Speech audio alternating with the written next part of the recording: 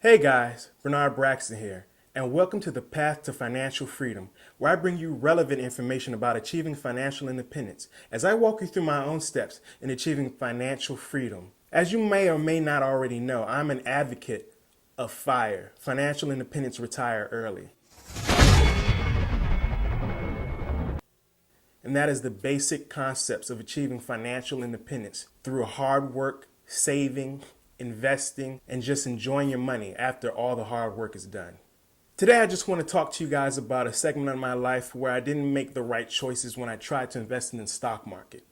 This was back in 2011. So back in 2011, I tried to invest in the stock market. This was back when I started doing a lot of research and tried to understand how stocks work. So I had an idea that I would take all of my savings and invest it into the stock market and try to double my returns. This didn't really go according to plan. It kind of backfired. This is how everything happened. Back in 2011, I tried to invest all my savings into the stock market. I had around about $20,000. Back then, I really wasn't making too much money. So I tried to invest in growth stocks.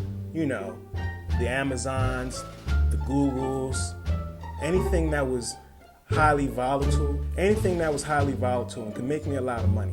But I thought I knew what I was doing. So I invested about $500 to $1,000. I thought I would do good, but it didn't really go too well. As the stocks went up, I became elated. Then as the stocks went back down, I got scared and I ended up selling my position in the negatives, only to wait just a week later for the stock to come right back up.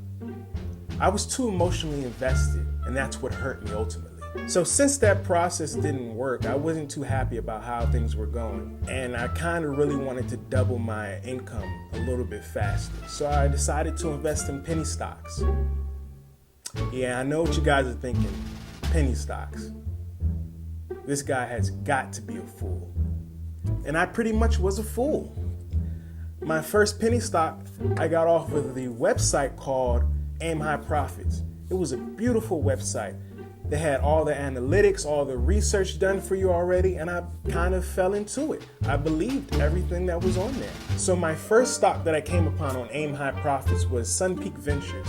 My logic with penny stocks was that they had a low barrier of entry price. So I believed that I could invest more money and get more shares and get my profit up higher. Now, initially, when I invested in Sun Peak Ventures, that is exactly what happened. I believed that it was an actual stock and that I would make good returns on. So I invested about $10,000. That $10,000 grew to about $20,000 in about a week and a half. I was super excited. I said to myself, Bernard, you're finally making money. But I thought it was an actual stock that I would actually be invested in. Come to find out, a couple days later, they dumped their shares on the market and the price just tumbled. I had no clue what was going on. At that time, I had woken up early before the market opened and I had plans to go, on a date for brunch. So by mid-afternoon, the date was going fine. I said, hey, let me check my profits. I opened up my app. A few moments later. I had lost everything. What? If you could have seen my face, I was stuck on stupid. I just could not believe what I was looking at. I had to leave my date and go to the bathroom to double check what I was actually looking at. And sure enough, all the money was gone. So I was pretty much depressed after that. I didn't know what to do. I didn't know where to go or who to talk to. So I went back online, found out that Sun Peak Ventures was actually a scam and that I was scammed out of all of my money. Now I know what you guys are thinking. Hey, you lost all this money, Bernard. You should just go ahead and stop investing or stop looking into penny stocks. But no, I decided to myself that I was gonna make back every single penny I lost with interest. So I wanted to take $10,000 and turn it into $30,000, then take my profits and leave, and maybe go the straight route and actually invest in good stocks. So my plan was find another penny stock that would be a great pump and dump, and to take my money out before the market collapsed on that. I looked at different stocks, but the stock I eventually came up on was PacWest Equities. PWEI, PWEI, PWEI. I looked at all the information for PacWest Equities. I looked at the scanner. I knew it was a scam, but I still wanted to take my chances. You know, sort of like going to the casino. Still wasn't a smart idea. So I invested in PacWest Equities, and I put about $10,000 into it. Again, bruh. I made about $3,000 on that in just about 2 or 3 days. I thought my plan was going to work. I was so happy. A couple days later, the stock kind of evened out. I said, I don't want to go into the weekend holding these shares. Something told me, just hold on a little bit longer. You'll at least get the money that you lost. And on Monday, I'm ready for the market to open. I just can't wait. Monday, the market opens at 9:30 sharp. I'm expecting to see spikes in the stock chart, telling me that I've made all of my money back. Everything was halted. Oh my God! I couldn't believe what was going on. I was losing my mind. The first thing going through my mind was, not again! Not again! I almost had everything back in order.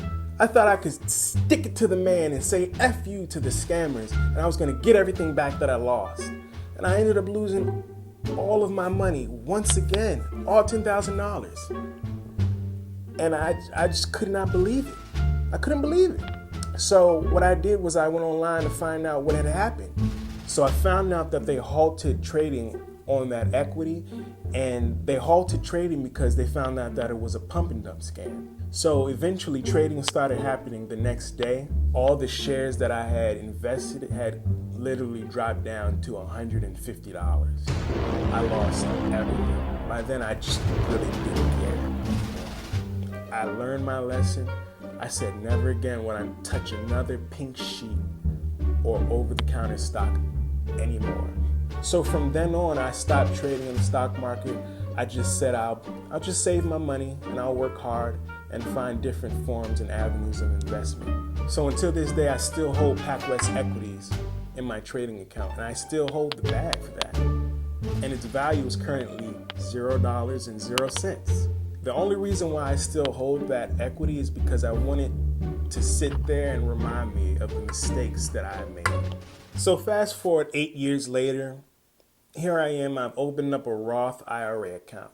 And essentially a Roth IRA account is an account that you want to use when you want to retire. The max you can invest is $6,000, and that money that you've invested has already been taxed. So it's post-tax income. You invest the $6,000 into there, and anything that you make on that $6,000 becomes tax-free. But you can't touch any of the money you've made off of that initial $6,000 until you retire, unless you take a penalty. So any of that $6,000 that you put in there, you can always take back out and use towards anything that you want to use it for.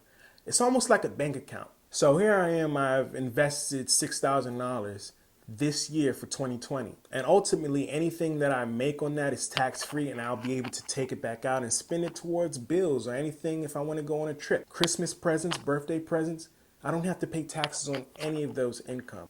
That's the best part about a Roth IRA. So with using a Roth IRA or any account for trading, the best practice is to be patient.